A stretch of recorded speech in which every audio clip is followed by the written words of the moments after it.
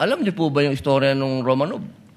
At ang gaganda po ng mga sagutan ninyo, alam niyo po ba yung historical background ng Romanov? Ang alam ko lang po dyan, Your Honor, yun yung nangyari sa, I think, Tsar, kung hindi ako nagkakamali sa Russia. Sa Russia. Opo. Kita yung buong... Yun. Kasi napakahalaga po malaman ng taong bayan kung sino po ang tinatawag natin na Romanov at sino yung nakalaban nila. Kasi po, katabi ko ang isa sa Marcos family. Yes, sir. Alam naman po natin lahat, batid natin lahat, na si Apo Lakay, Ferdinand Marcos Sr., ang number one na lumaban sa komunista dito sa Pilipinas. Batid naman din po natin na ang nag-execute sa Tsar kay Nikolai at sa kanyang mga anak, sa kanyang pamilya, ay ang komunista. Alam mo po ba niyo yun?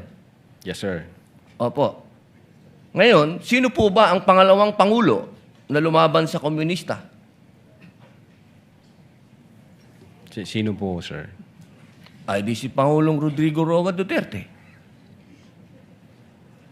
Hindi ba po dapat isipin natin yung Romanov ay tungkol sa threat na pumapasok sa mga pamilya, na mga namumuno dito sa ating bayan, na lumalaban sa komunista. Komunista po ako, Gusto ko lamang pong alamin ninyo. Yes, sir.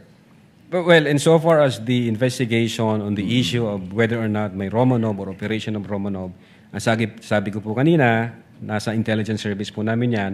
At I think ang makakasagot po niyan, Your Honor, yung director po namin. Opo, kasi nabanggit nyo kanina sa usapan po ninyo, si Baste.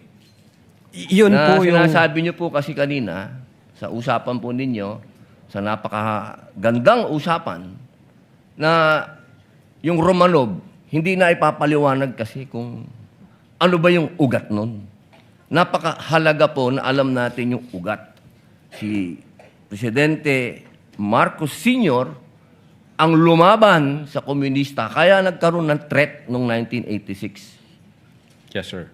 Ngayon, sinasabi ni Baste na nagkakaroon ng threat sa kanila, pamilya, sapagkat alam naman nating lahat na ang nagpatuloy ng paglaban sa komunista pagkatapos ni Pangulong Rodrigo Roa Duterte ay si Inday Sara Duterte, ang ating Vice President. Sumasang-ayon po ba kayo doon? Wala po akong personal knowledge, sir. Ay, bakit po kayo walang personal knowledge? Eh, yun po ang sumunod na assignment ng ating Vice Presidente pagkaupo niya. Siya po ang nag-take over ng NTF-ELCAC. Hindi po alam ng NBI yun. Well, nag-NTFL ka siya, pero yung factual circumstances doon, Factual, wala pa po akong... wala po kayong... Pero alam niyo po, sagutin na lang po ninyo na siya ang nag-take over ng NTF-ELCAC. Yes, Your Honor.